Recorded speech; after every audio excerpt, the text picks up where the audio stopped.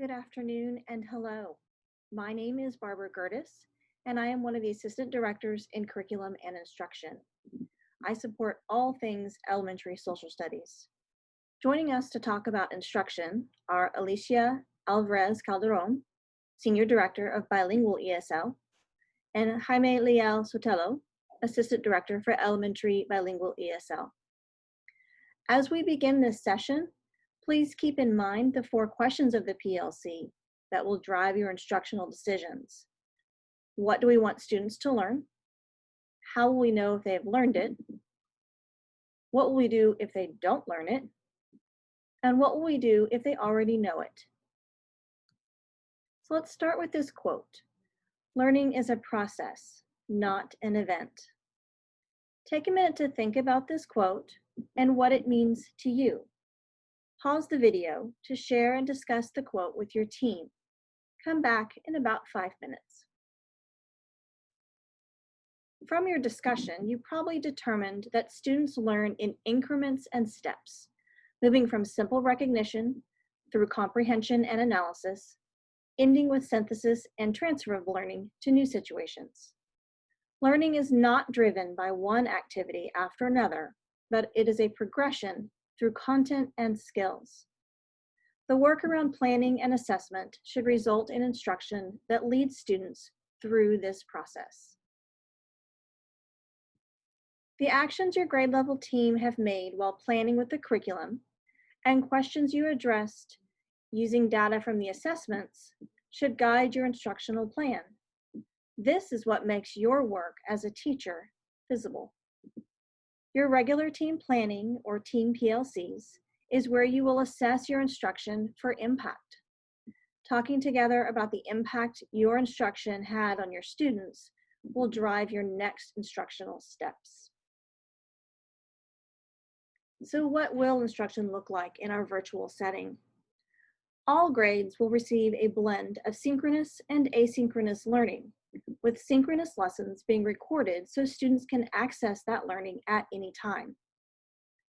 Pre-K through 2nd grades will look a little bit different from 3rd through 5th grades. The biggest differences are attendance and mode of delivery of learning and feedback.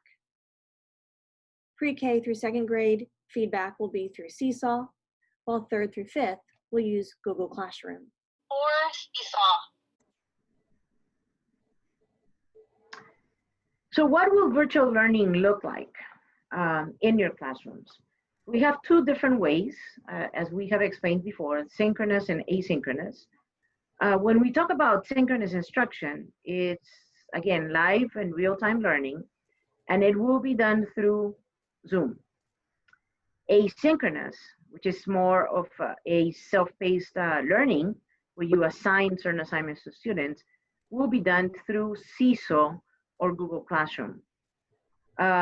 We also have some optional learning and assessment tools for the 2 different ways, whether it's synchronous assessment or asynchronous assessment. We will, that was explained already in the assessment piece. So we have now a kind of like a sample, right, of the plan. As you see in the upper right corner of your screen, you see the PLC, the 4 essential questions of a PLC, right? So what do we want students to learn, right? And how do we know if they have learned it? So those 2 things are tied really closely to our learning targets and success criteria, which is something that we have been working on for the past year or so. And so what we need to make sure is that we need to include this in our mini lesson, that we have that very clear for our students, that they know what they're going to be learning and how they will know that they have learned it, not only for students, but also for the teachers as well. So you, as a teacher, need to be very clear on what it is, what is your purpose, right, of the lesson? What is it that you want to get out of it? You go on and do a synchronous mini lesson to engage your students and explore the content and the topic. And then when we move on to a synchronous practice is when we are asking students to actually work independently. But that's not all students. So after you do your mini lesson, you're going to start pulling small groups, and at the same time, assign independent practice to other students. You can do this in different ways. You can also have the kids actually connected as well through your Zoom, and not necessarily completely be away from your Zoom, so that they don't have to be, they don't have to be back and connect again. You can do breakout rooms for individual students, or you can do breakout rooms for groups of 2 or groups of 3 if you still want them to collaborate while you are working with a small group. Now, what's very, very important is that while you're working with your small groups, this continues to be tier 1 instruction. Tier 2 and tier 3 instruction comes later, in the sense that later in the lesson or in the unit, in the concept, when you actually have to pull kids for intervention or enrichment. But while you are doing your small groups after your mini lessons, you really need to continue to go in depth with your tier 1 instruction. Remember that this is the only way that students will receive tier 1 instruction. And tier 1 instruction needs to be very strong. It needs to be stronger than ever. It needs to be very, very strong. And in 15 or 20 minutes, you're not going to be able to accomplish that. In 15 or 20 minutes that the mini lesson lasts, or 10 minutes. So it has to be clear that small group instruction is, when the small group instruction is happening, tier 1 needs to continue to happen. And then, of course, we have a synchronous closure, bringing the kids up at the end of the period, or the end of the math lesson, or the end of the reading lesson, science lesson, the social studies lesson, to actually you getting a, kind of like a gauge of where they were at and where they last hit, where they ended, if your success criteria was placed in the right place or was worded right, and if you can get some evidence of that success criteria and that students have actually achieved that learning target. So, we're recommending a small amount of time for this, but it is very important that you have that synchronous closure, that all kids come back together to sit down with you and actually discuss what they have learned, okay, and make connections, again, to that learning target. So when we look at this, we're looking at tier 1, tier 2, tier 3 instruction. I have emphasized a little bit about tier 1 instruction previously, and is access to essential grade level standards for all students. And this is why it's so important that when you do synchronous small group instruction, you're continuing to address tier 1 instruction and going more in depth. So for example, if you have a mini lesson in reading, right? And you have 50-minute live mini lesson and small group reinforcement after that, during the mini lesson, you cannot address or, effectively your tier 1 instruction only. Kids need a lot more time with you to be able to get in-depth instruction. And so that's why we said that when you go into a small group reinforcement, that's when you need your tier 1 instruction to continue. If we don't teach students, if we don't give that tier 1 instruction and access to on grade level, it's going to be very difficult for them to ever catch up if we keep going back and back. Now, tier 2 and tier 3 instruction will happen at a different time, and it will be during your intervention or enrichment part, where we have, you have 15-minute groups, 10-minute groups, depending on what they need. And you may get some support also from your IIT or your special ed or your Title I teachers. And that's basically going back to your principals and saying who's going to support who and in which ways they're going to support. But you have to choose those groups carefully and making sure that they're getting that tier 2 and tier 3 instruction. And there is some part in your schedules to be able to do that.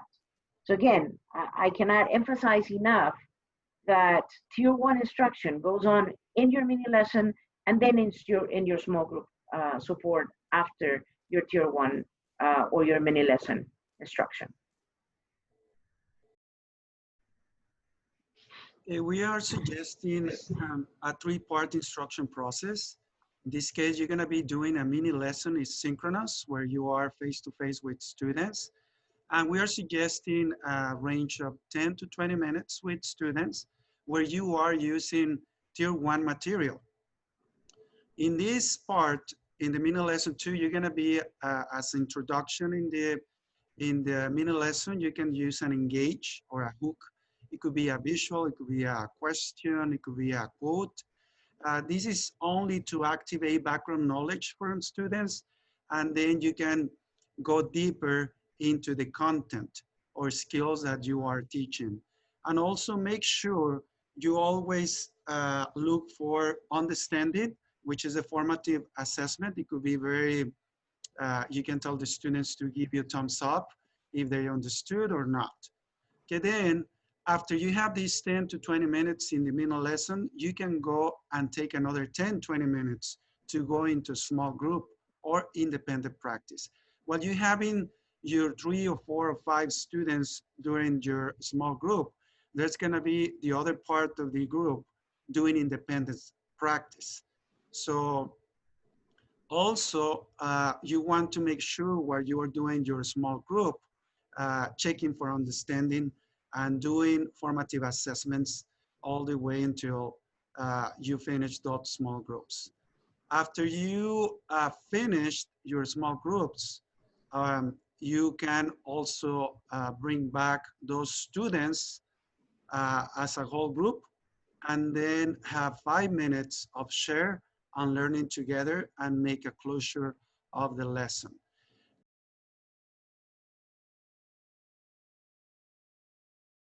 We're going into a suggested daily virtual learning schedule where we use as a model the gradual release model in which we place the students and teachers in 3 steps. The first one is the I do, in which the teacher gives instructions on what is going to be the lesson.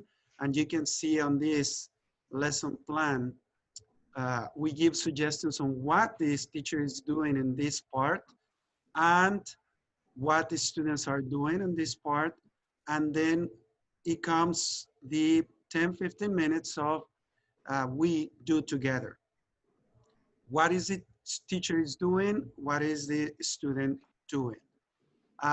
We only take these 2 for pre-K and kinder, but all the way from 1st grade to 5th grade, we're gonna follow the 3 steps, which is the I do, again, what the teacher and student are doing in this phase of the steps, and then of the process. And then we have the we do, again, with instructions, what the teacher is doing and what the student is doing in these 10 minutes. And then at the end, well, not the end yet, but the you do, where you leave the students independent practice, practicing this skill. And then at the end, we have a closure too. 5 minutes of reflection. Again, you can post a question, you can tell students to synthesize the information and go back to just to make sure and clarify the students have that understanding. Small group. So we're gonna go a little bit more in depth with a small group instruction. So you continue using materials, grade level materials, tier 1 materials, even though you are in small groups. And also, when you're doing small groups, you're gonna have other students working independently, reinforcing that specific skill. And then probably you bring back some students and send the ones you have in small group back to independent practice. So you're just gonna keep going back and forth with small groups. Also, make sure you do informal assessment. Again, you're gonna be observing your students through the screen. And also, as I told you before, you can use the thumbs up or ask students independently just to make sure that they have comprehension of the skill you are teaching. It has to be fluid and dynamic.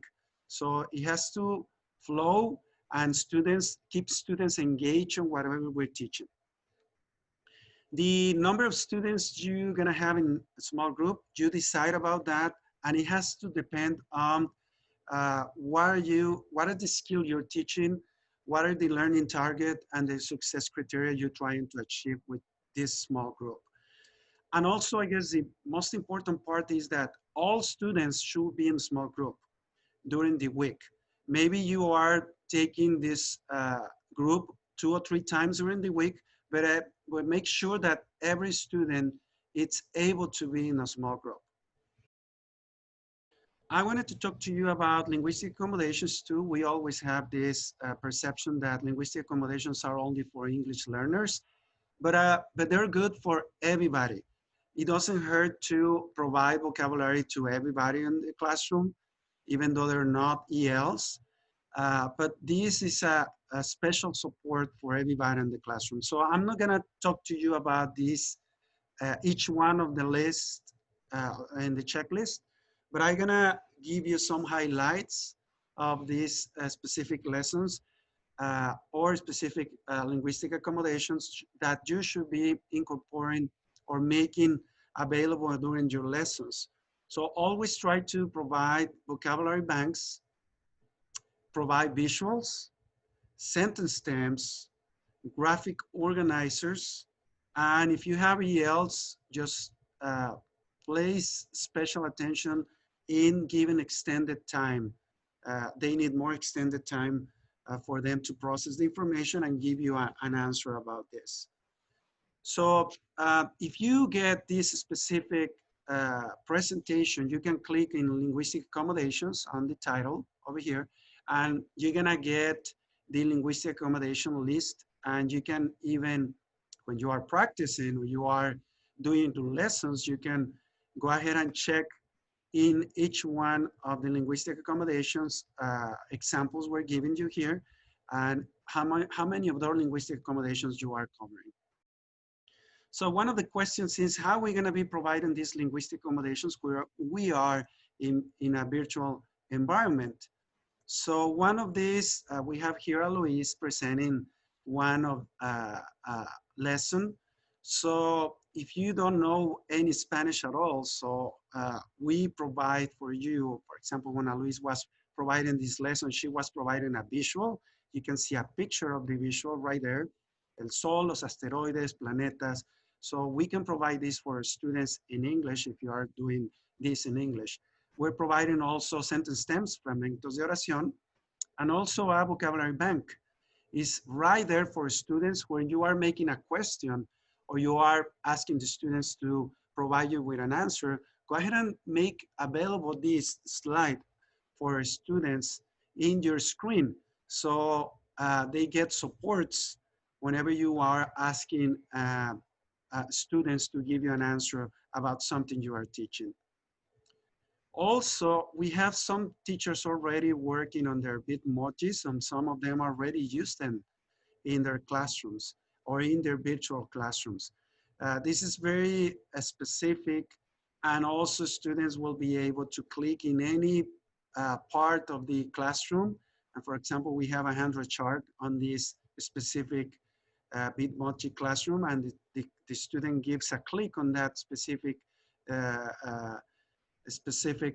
support, and then it opens for the student so he can use it for the homework of their specific independent practice.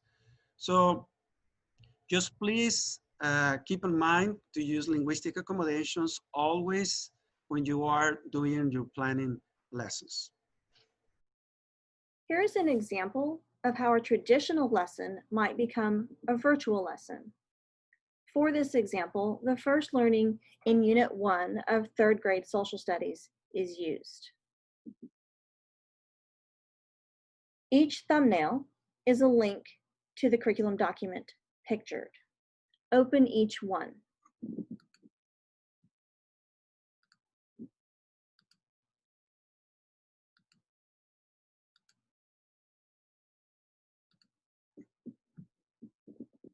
Starting with the Unit 1 IPG,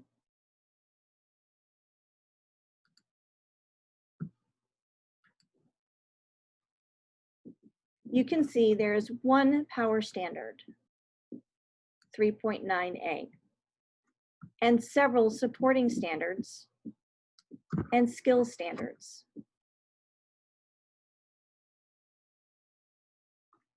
The unit understandings. Communities include people who work together with shared roles and responsibilities, and individuals can have an impact on the community, are reached when students are able to answer the essential questions. What is the role of a good citizen in the community? And how can an individual have an impact on community? These essential questions can easily be embedded into the unit as formative checks. If you look through the IPG, you can see that the whole unit follows a learning progression, where students start at the recognize and identify level and move through their learning to comprehension, analysis, and synthesis transfer. The Unit 1 lesson progression is the next thumbnail. This provides you with more detailed options for the lesson. Keep this open, and this third link, the suggested remote learning daily lesson plan template, as we look at how a traditional lesson becomes a virtual lesson. Pause the video to look over the remote lesson, the suggested lesson starting here, and how that looks compared to the lesson progression.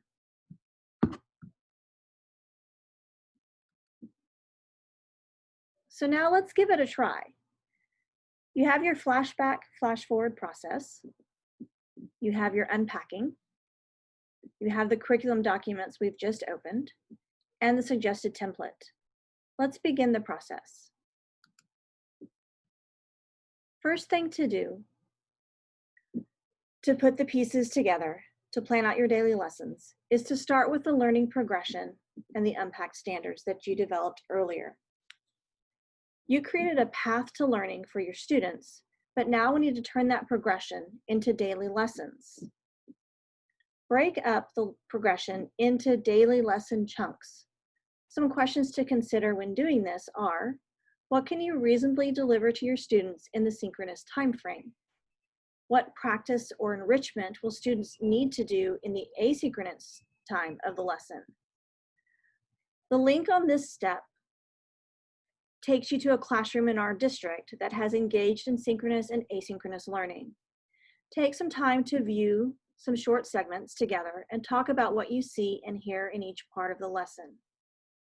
Pause the video to develop your lesson chunks.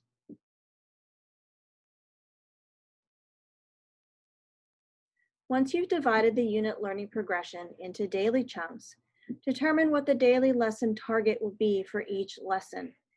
Really consider what it is you want students to know and be able to do for that day of learning. That's PLC question number 1. Pause the video and take some time to develop those daily targets. Now develop the success criteria for each daily lesson. The success criteria are the steps in learning the student will take to meet the daily target. Consider what formative checks will you have in place so you and the students can see they are progressing toward the target. And also, which checks will the team want to commit to doing in common?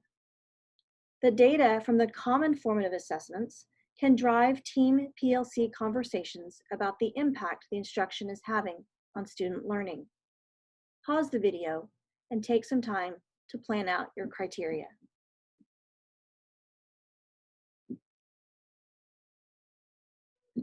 Anticipate what misconceptions and misunderstandings students may have and develop micro-interventions for your small group asynchronous time. Remember, this small group asynchronous time is to capture those immediate misconceptions and misunderstandings that students have during the Tier 1 synchronous instruction. This is not Tier 2 or Tier 3 intervention time. Pause the video to think about where those misconceptions might be and how you might address them.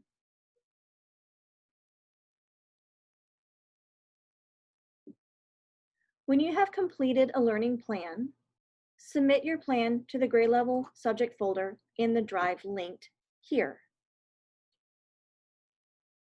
As you begin planning for student learning in a virtual setting, consider also planning ways to build your community of learners. Resist diving in directly to curriculum. Instead, devote time to connecting with your students and practicing the virtual applications and skills they will need to grow as learners as we start the new year. We have linked an excellent article from the Cult of Pedagogy on this topic called 9 Ways Online Teaching Should Be Different from Face-to-Face.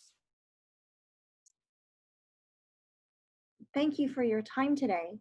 Please reach out to your specialists or any of us with your questions, concerns, and needs.